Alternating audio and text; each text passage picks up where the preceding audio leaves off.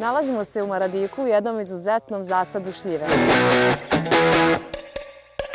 U ovom voćnjaku površine 22 hektara posađene su 3 sorte. Stanley, čačanska rodna, čačanska lepotica.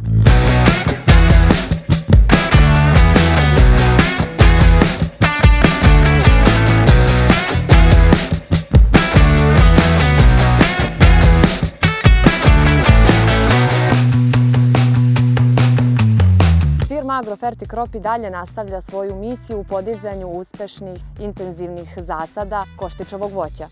I ovaj put smo se potrudili da uz pomoć svih tehničkih mera, primjenom đubriva, postignemo izuzetne rezultate i dobijemo ovakav jedan voćnjak koji je za primer.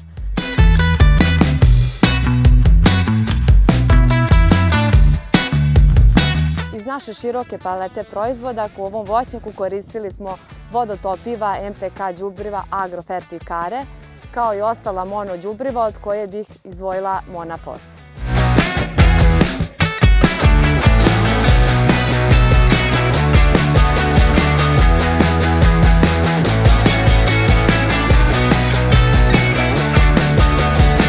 Nalazimo se u mestu Maradik, na obroncima Fruške gore, gde smo i ove godine podelili jedan savremeni projekat, Super Spindle sistem proizvodnje koštičavog voća, odnosno ovde se radi o šljivama.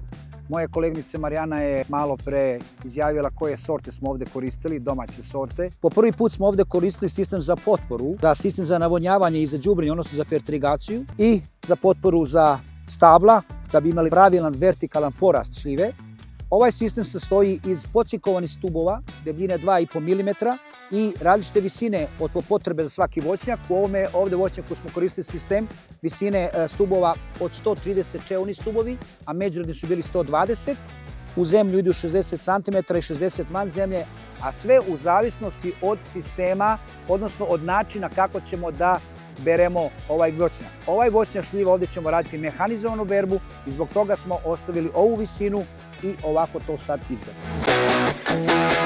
Tako da za sve naše buduće kupce i klijente mi smo u mogućnosti da obezbedimo italijanske pocinkovane stube, dajemo garanciju 15 godina na njih i možemo s različitih visina obezbedimo za svakog našeg proizvođača budućeg.